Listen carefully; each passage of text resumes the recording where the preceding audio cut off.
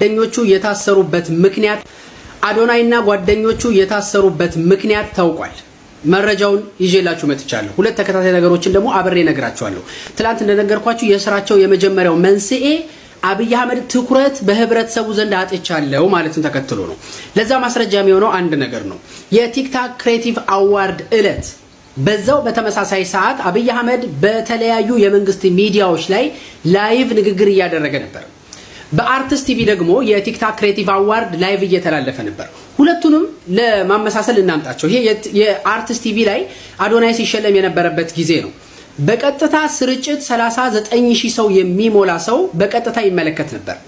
ኢቲቪ ላይ በተመሳሳይ ሰዓት አብይ አህመድን የሚከታተለው ሰው ብዛቱን አያችሁት? አንድ ሰው። ያም ተሳስቶ መሆን መቻል አለበት። ካድሬዎቹ እንኳን የማያምኑት የማያዳምጡት ሰው ነው አብይ አህመድ። ከ3 ሚሊዮን በላይ ከ4 ሚሊዮን በላይ ካድሬ ያለኝ ይላል ብልጽግና። ካድሬዎቹ እንኳን ላይቭ ቁጭ ብለው አይከታተሉት። ሁሉም የቲክታክ ክሬቲቭ አዋርድ ላይ ስለነበሩ ማለት ነው። ትኩረት ስለተነፈገው ብቻ በህብረተሰቡ ዘንድ በክፉ በደግም መነሳት የሚፈልግ መንግስት እነዚህን ልጆች አስሯቸዋል። ለህብረተሰብ እሴት ባህል እንጨነቃለንማ ማለት የነበረበት ሰው ተዘግዝቆ ሲሰቀል ነው። ሻሸመኔ አይደለ? አርሲ ላይ ክርስቲያኖች ሙስሊሞች ሲታረዱ ነበር። ወለጋ ላይ ቤተክርስቲያኖች ሲቀጠሉ መስጊዶች ሲነዱ ነበር አይደለ? በአንድ ቀን 2000 እና 3000 ሰው ተቀብሮ በግሬደር ሬሳው ሲነሳ ነበረ።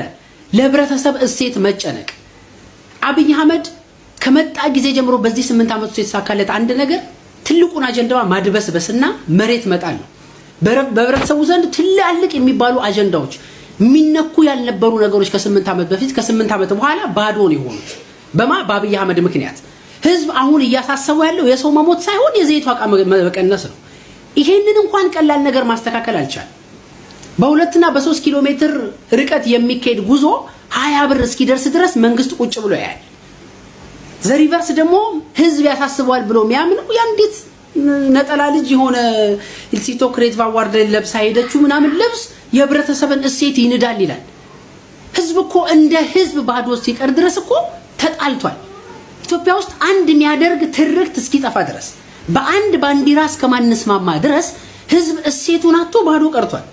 አብይ ግን የሚያወራው አሁንም ተራ ልወደድ ባይነት።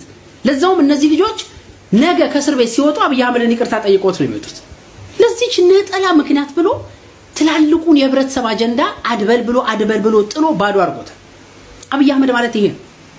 ነገም ነቅተስ ካልተከላከልከው ድረስ ህዝብ መብቴ ይከበርልኝ ብሎ አደባባይ ካልወጣ ድረስ በጫካ ያሉት ወገኖቹን ደግፎ እስካልተነሳ ድረስ አብይ አህመድ በዚህ መልኩ አርቲስትነቱን ይቀጥላል።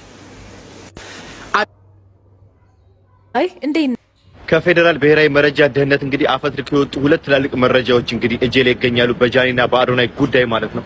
ይሄን ቪዲዮ መስራት እንግዲህ በጣም በህይወቴ ላይ ከፍተኛ የሆነ የደህንነት ስጋት እንግዲህ እንደሚገጥመኝ በአቅም ዞሮ እንግዲህ እውነታውን ከማጋፈጥ ወደ ኋላ አለን ብዬ ነው እንግዲህ ይሄን ቪዲዮ የምሰራው።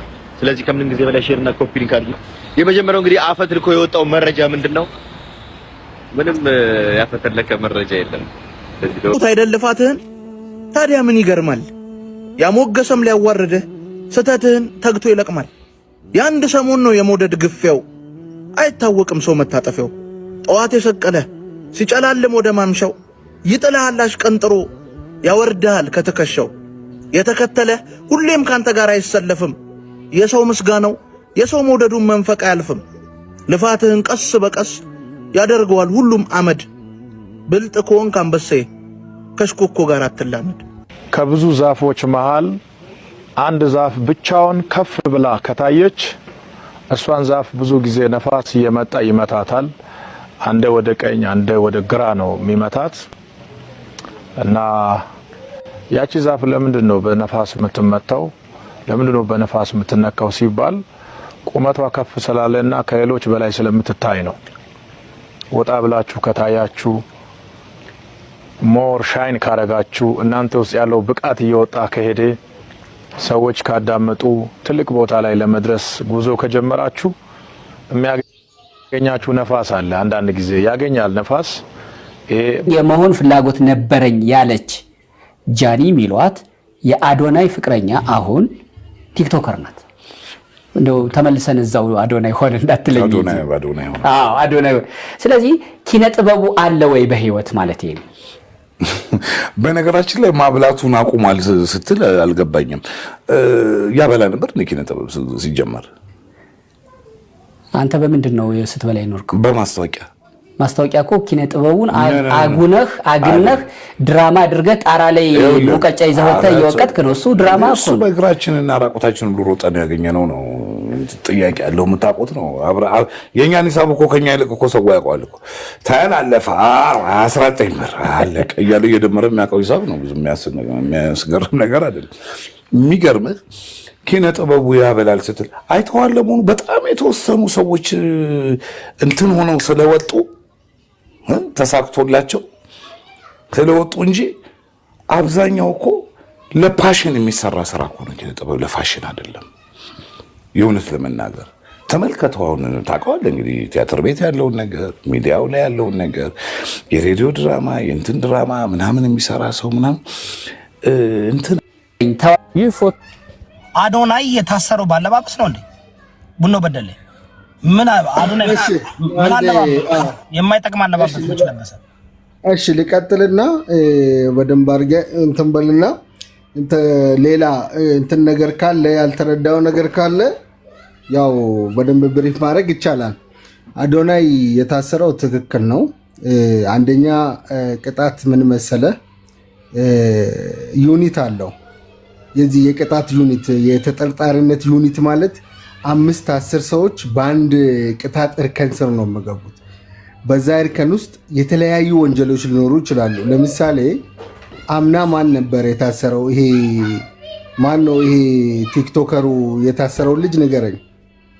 የአየር መንገድ ላይ እንትን ያለው ልጅ ጆን ዳንኤል። አዎ ጆን ዳንኤል ስር ስንት ሰዎች ነበሩ?